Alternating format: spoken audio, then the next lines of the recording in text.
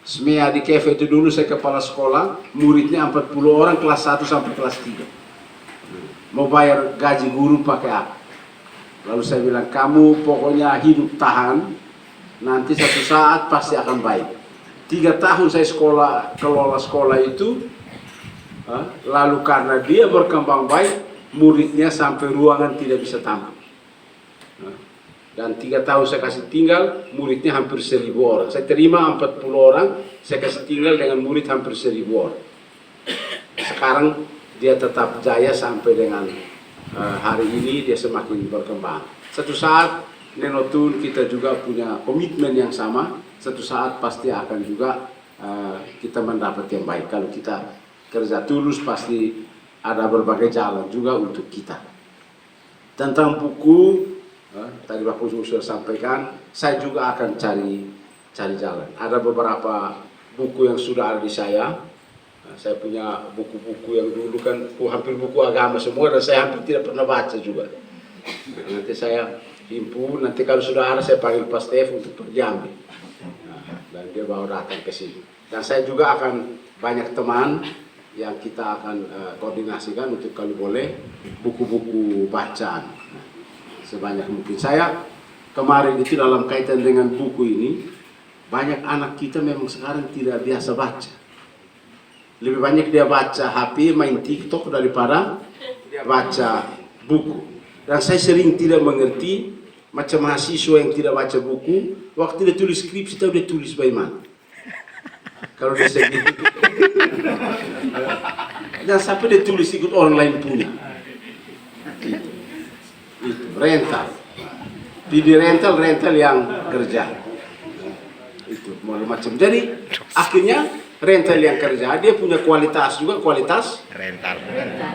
Lalu akhirnya tes apapun dia tidak pernah lulus karena dia punya kualitas rental. Makalai urus demo. Dari waktu ujian tes untuk kerjakan bukan rental yang tes. Dia sendiri yang harus tes. Waktu itu baru dia keringat sendiri. Jadi terima kasih Pak Romo. Nah, ini Romo pasti melihat sesuatu sehingga Romo sampai minta untuk kalau boleh ada buku. Kemarin saya panggil sekretaris perpustakaan di KEFA. Saya bilang perpustakaan itu jangan hanya beli buku lalu bagi untuk tunggu orang datang baca atau tidak, lalu engkau daftar dan pergi kasih tahu bupati bahwa ini hari yang baca hanya 5 orang. Bukan itu. Tapi coba engkau pesan buku, misalnya buku tentang bagaimana membuat manisan dari mangga. Lalu engkau pergi ke kelompok-kelompok masyarakat atau pergi ke asrama-asrama, kau bagi itu buku mereka belajar, bimbing mereka untuk paham itu buku sampai buat manisan dari mangga. Nah, itu baru namanya literasi yang benar.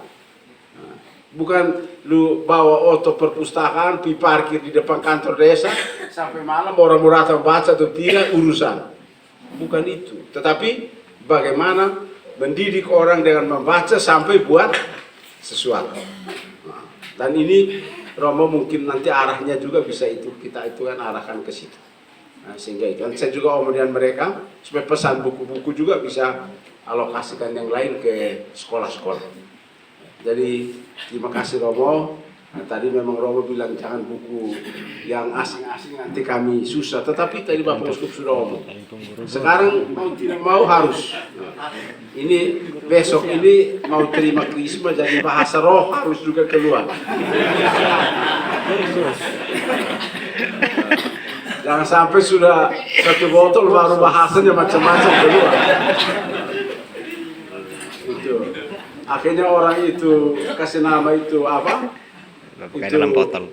Botol itu air kata-kata karena memang kalau sudah 1 gelas itu biar dia pendiam juga omong banyak sekali dan lancar.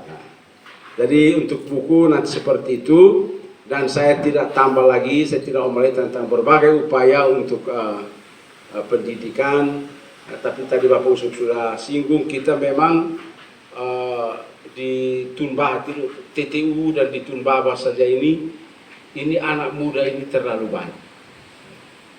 Lalu saya sering berpikir tidak tahu nanti karena semua tidak mungkin jadi pegawai negeri.